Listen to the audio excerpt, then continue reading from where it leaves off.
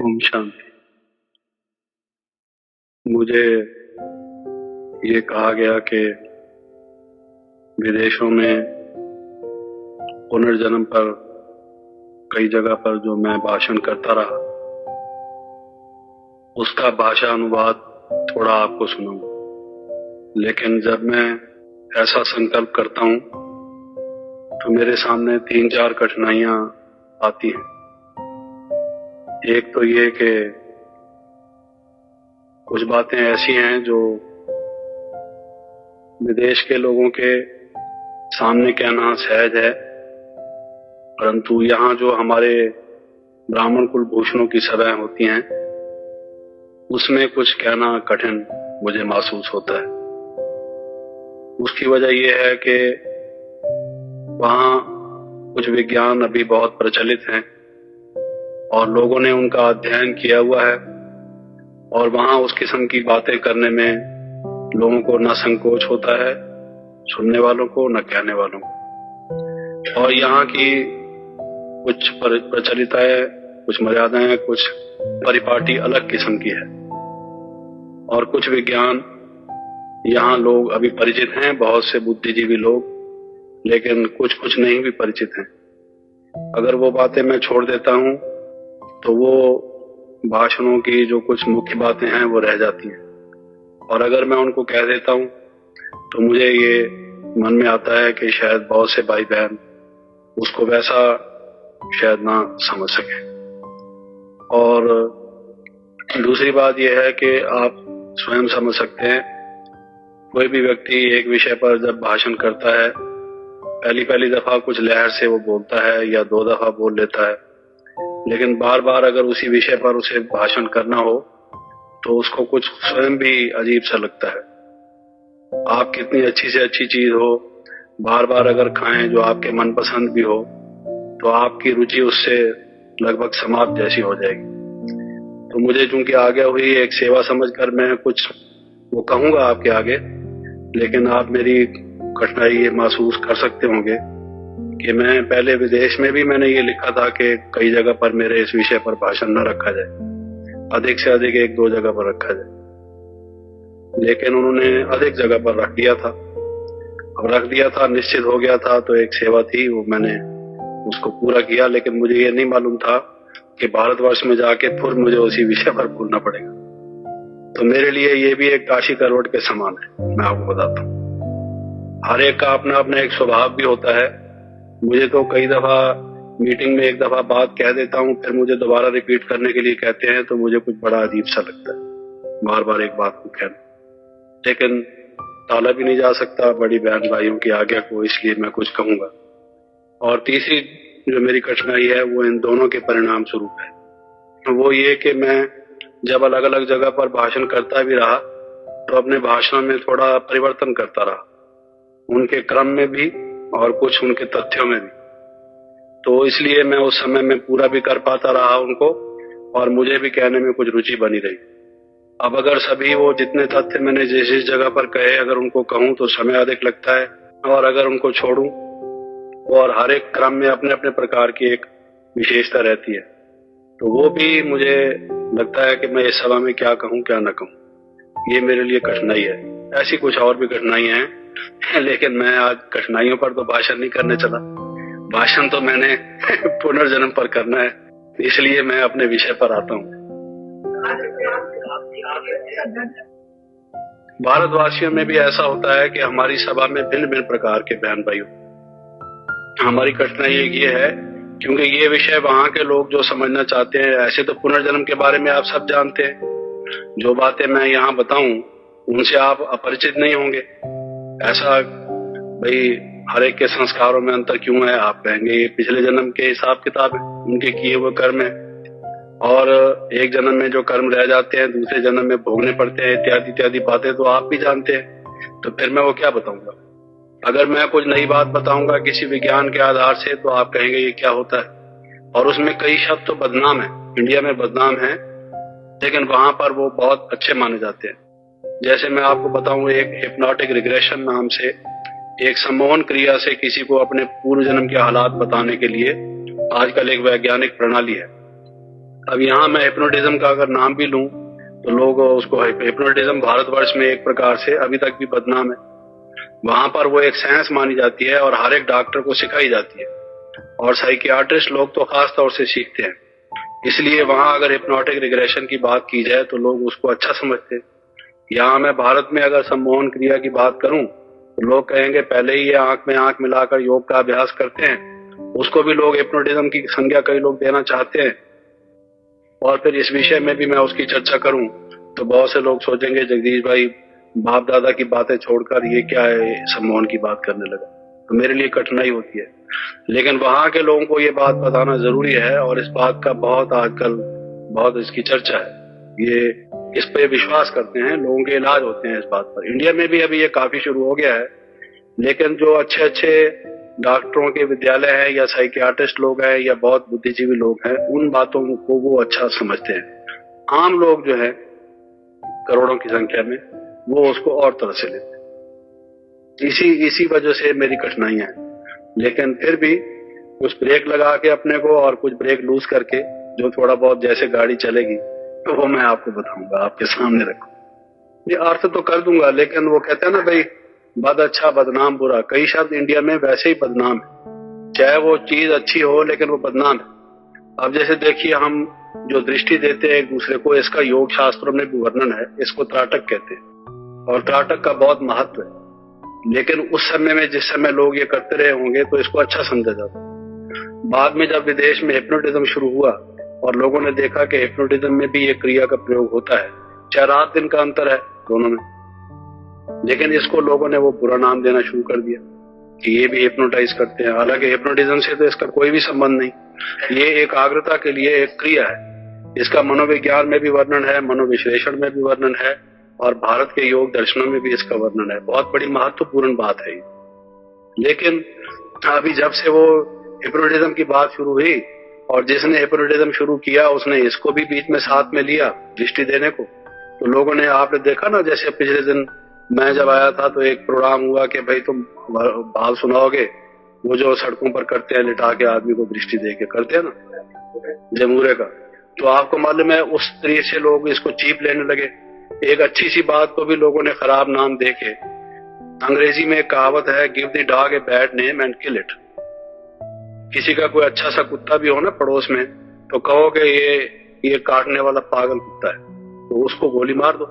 गोली मारने का तरीका ये है, केस भी हो सकता है कि आपने हमारे कुत्ते को गोली क्यों मारी। आप अगर ये कह दो कि पागल कुत्ता था, कोई उसके लिए कुछ नहीं कहेगा आप। तो अच्छी बात को भी अगर खराब नाम दे दिया जाए तो उसको समाप्त करने का एक सहज उपाय है, समझे, एक प्रकार से। तो यहाँ कई बातें ऐसी हैं, परंतु फिर भी जैसे मैंने कहा, अधिक समय इसमें न लेता हुआ मैं थोड़ा उस चर्चा का प्रारंभ करता हूँ। और बहुत समय हो गया है, अब तो मुझे उस चीज को समाप्त किए वो भी 1 महीना हो गया है। पुरानी बात को मैं फिर से याद करके उस रिकॉर्ड को कोशिश करता हूँ बजाने की। और एक बात यह है कि मैं वहां जो शुरू किया करता था कई जगह पर इस भाषण को, वो अपने अनुभव से और जिस तरह से वास्तव में मैंने इस चीज को समझा उस तरह से शुरू करता था। क्या था कि मैं जब कोई 5-6 वर्ष का था तो मुझे बहुत दफा अनुभव होते थे, कई दफा मुझे लाइट के अनुभव होते थे और मैं ऐसा महसूस करता था कि लाइट, डिवाइन लाइट, एक दिव्य प्रकाश मेरे चारों ओर है और मैं उस समय बहुत शांति का, बहुत आनंद का अनुभव करता था। लेकिन वो क्या है, क्यों होता है, ये मुझे कुछ उसका स्पष्टीकरण नहीं था। वो अनुभव होता था और समाप्त हो जाता था। मैं खुद उसको अपनी मर्जी से करना चाहूं, ये मैं नहीं कर सकता था। तो मैंने कई बुजुर्गों से इस चीज के लिए पूछा था कि ये जो मुझे अनुभव होता है ये क्यों होता है।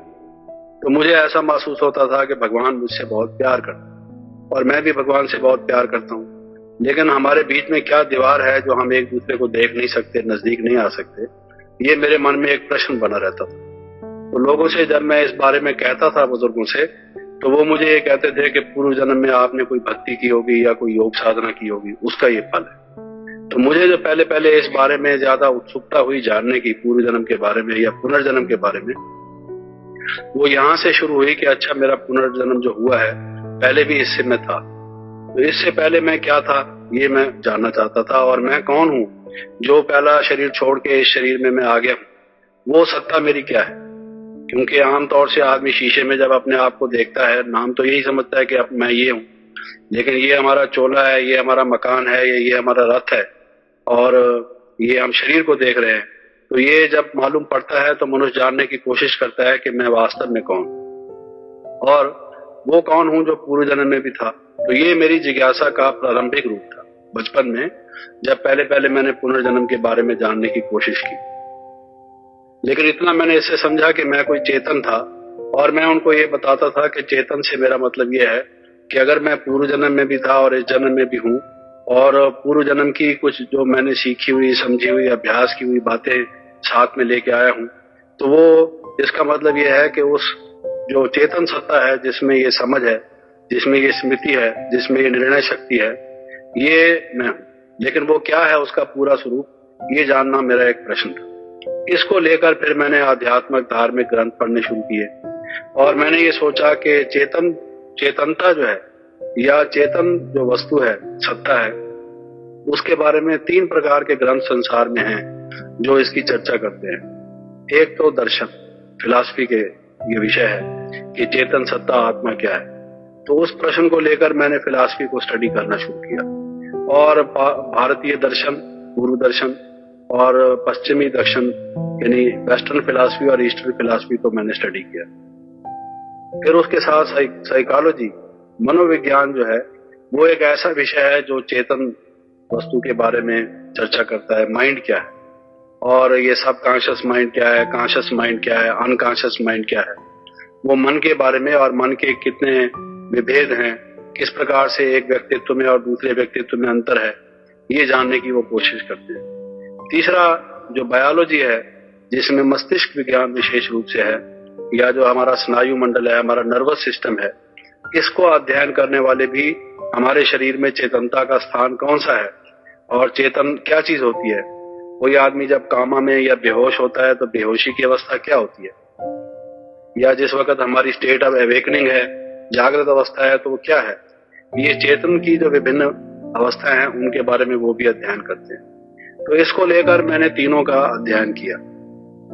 तो मैंने ये संसार में देखा कि जो लोग हैं बचपन से ही, जब छोटे शिशु होते हैं, जो इन्फेंट जिसको हम कहें, जो दूध पीते बच्चे हैं छोटे छोटे से, उस समय को भी अगर आप देख लें, कुछ 2 बच्चों को अड़ोस पड़ोस के भी, तो उनमें आप पाएंगे कि उनके व्यक्तित्व में अंतर है।